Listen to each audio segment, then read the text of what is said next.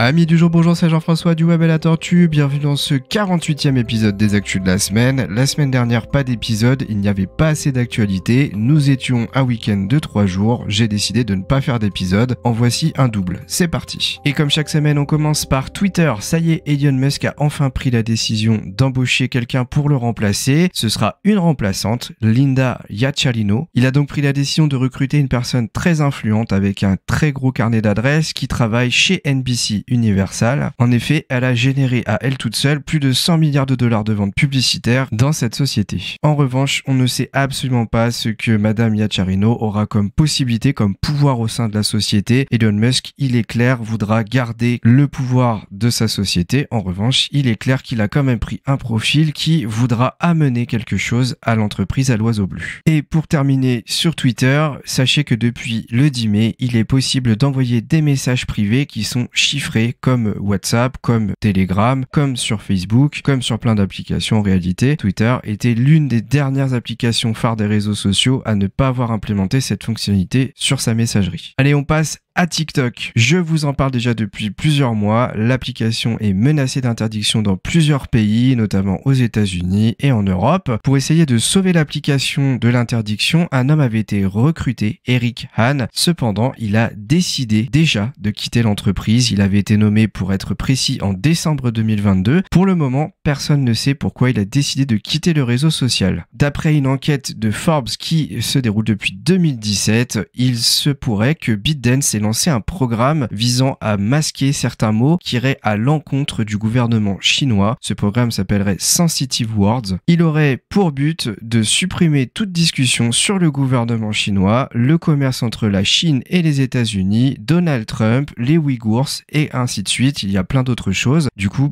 le programme est littéralement accusé d'être un cheval de Troie du Parti communiste chinois. Il tente depuis des mois de montrer patte blanche sans succès. On revient à Eric Han qui en plus est déjà parti. Tout cela n'est vraiment pas bon signe. Si on parle un petit peu de fonctionnalité, il se pourrait que d'ici quelques mois, vous puissiez faire des TikTok au format texte. En effet, d'après une capture d'écran prise par Jonah Manzano, l'un des influenceurs réseaux sociaux, on voit bien la possibilité au moment de créer un TikTok de zéro, de sélectionner le format texte. Dans la suite de sa démonstration, on peut constater qu'il est possible de sélectionner un fond de couleur et d'appliquer des textes avec des polices de caractères personnalisées, pas de vidéo, pas de photo, juste du format textuel, à voir si ça verra vraiment le jour. C'est assez rare pour le souligner, mais on passe à Discord, l'un des réseaux sociaux pour lesquels j'ai le moins de news de manière générale. Mais là, il se passe quelque chose d'assez important sur la plateforme. Vous allez devoir changer votre nom d'utilisateur. En effet, le format des noms d'utilisateurs actuels est votre pseudo avec un dièse et une série de chiffres. Eh bien, ce dièse avec la série de chiffres va disparaître. Il faudra donc juste sélectionner un nom d'utilisateur exactement comme Twitter, si je devais vous donner un exemple. Et donc, sur plusieurs mois, eh bien, petit à petit, on va vous demander de changer de pseudo. Priorité donnée aux membres les plus anciens.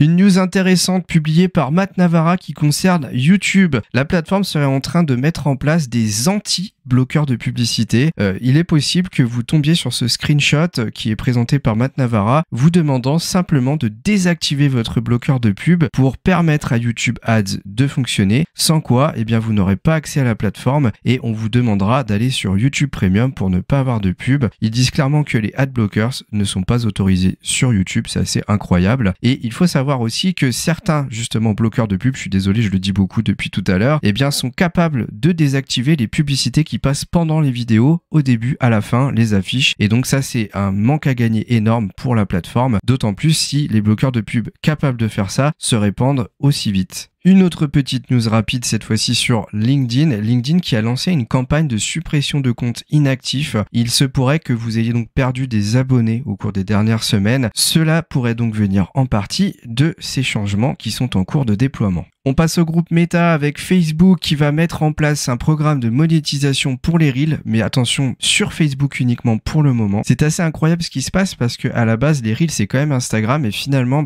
on dirait que Facebook est plus en train de miser sur les Reels côté Facebook en ce moment, je parle bien, que sur Instagram. On verra si ça va suivre comme ça. En tout cas, le programme est en train d'être mis en place. Il sera simplement lié à un nombre de vues, c'est-à-dire que si vous faites partie du programme, eh bien plus vous ferez de vues, plus vous serez rémunéré, un petit peu comme comme sur YouTube. Pour le moment, seul Facebook peut inviter des personnes à faire partie du programme puisque c'est en cours de test. Sachez que si le modèle convient, il sera déployé ensuite sur Instagram. Côté Instagram, We Are Social et Meltwater se sont associés pour faire une étude récente qui montre que le réseau social serait le préféré pour les 16-24 ans. Ensuite, plusieurs fonctionnalités sont soit en cours de déploiement, soit devraient arriver prochainement. Ce sont des influenceurs réseaux sociaux qui les ont publiés. En premier, on voit Matt Navarra qui partage un nouveau bouton qui permettrait plus facilement de passer d'une story à une autre. Vous le savez, si vous voulez passer plus rapidement d'une story à une autre, il faut faire un double tap sur votre écran. Et bien, avec ce nouveau bouton qui serait en bas à droite, vous pourriez juste appuyer dessus et passer à la story suivante. Un autre bouton, cette fois-ci partagé par Radu Onsescu, désolé si je prononce mal le pseudonyme de cette personne sur Twitter, on peut constater un bouton ajouter à la story. Alors on n'a pas plus de détails que ça quant à la fonctionnalité précise, mais si je comprends bien, ça permettrait d'ajouter plus facilement des contenus à votre story. Et enfin un autre bouton de Ahmed Ghanem qui montre la possibilité d'ajouter des rappels sur vos reels. Alors pareil, on a juste une capture d'écran et on n'a pas de commentaires qui explique précisément à quoi servira ce bouton. Visiblement, on pourra en tout cas faire des sortes de rappels. En tout cas, ça ressemble à un calendrier comme si ça pouvait permettre de planifier à l'avance des reels, ce qu'on peut déjà faire actuellement. Donc j'avoue que cette fonctionnalité, je sais pas trop à quoi elle servira. Alors ma théorie, c'est vraiment ma théorie, c'est que si le reel concerne un événement, peut-être que vous pourriez rajouter un bouton rappel, ce qui ferait que les personnes qui voient votre reel pourraient activer ce rappel pour que par exemple quelques jours avant l'événement qui aura lieu, une alerte, une notification apparaissent sur leur téléphone pour leur rappeler que la date arrive bientôt.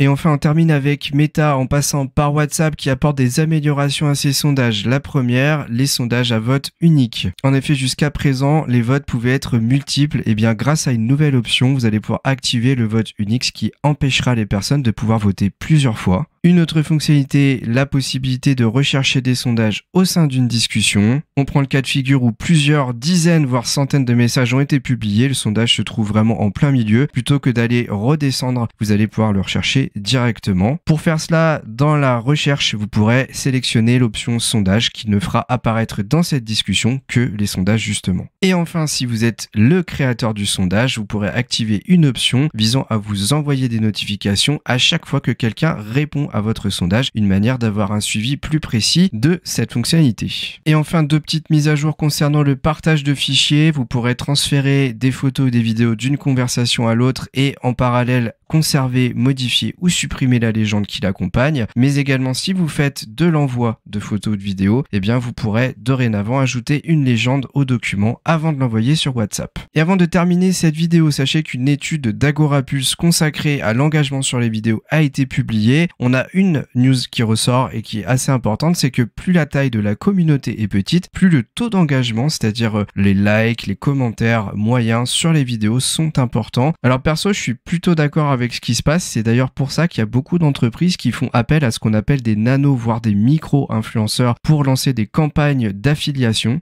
Alors peut-être que pour vulgariser ce que je viens de dire, en fait, il faut savoir que dès lors que vous avez moins de 10 000 abonnés, vous pouvez déjà être contacté par des entreprises pour faire du sponsoring de leurs produits. Ça peut paraître étonnant ce que je dis, mais c'est la réalité parce que beaucoup d'entreprises ont compris que quand on est influenceur et qu'on a des millions de personnes qui suivent nos vidéos, finalement, on n'a plus vraiment le temps d'être proche de ces personnes. Alors qu'une personne qui a moins de 10 000 abonnés, en général, elle va répondre à tous les commentaires, elle va répondre à des messages, elle va être beaucoup plus proche de sa communauté et elle aura beaucoup plus d'impact qu'une personne qui, elle, a des millions de personnes qui la suivent. C'est pour cela qu'il ne faut pas avoir de complexe d'infériorité, je dirais, quand on se lance sur les réseaux sociaux vidéo, TikTok, YouTube, et puis les Reels avec Instagram. On oublierait presque les shorts de YouTube aussi, parce que dès que vous avez, je dirais, peut-être 1000 abonnés, vous êtes susceptible d'être déjà contacté par des entreprises pour faire de l'affiliation de produits. Si cette étude au complet vous intéresse, dites-le moi en commentaire de ce podcast sur YouTube et je vous transférerai le lien. Attention, pour pouvoir obtenir cet e-book, il faut remplir un formulaire. Voilà, on arrive à la fin de ce double épisode. J'espère que ça vous a plu. Comme je le disais juste avant pour l'étude Agorapulse, n'hésitez pas à commenter ce podcast sur YouTube, à vous abonner si c'est possible sur la plateforme d'écoute à partir de laquelle vous écoutez ce podcast et n'hésitez pas, si possible également, à mettre 5 étoiles pour aider notre chaîne à se développer et à se rendre davantage visible. Merci à vous de votre écoute et à très vite pour un nouveau podcast du Web et la Tortue.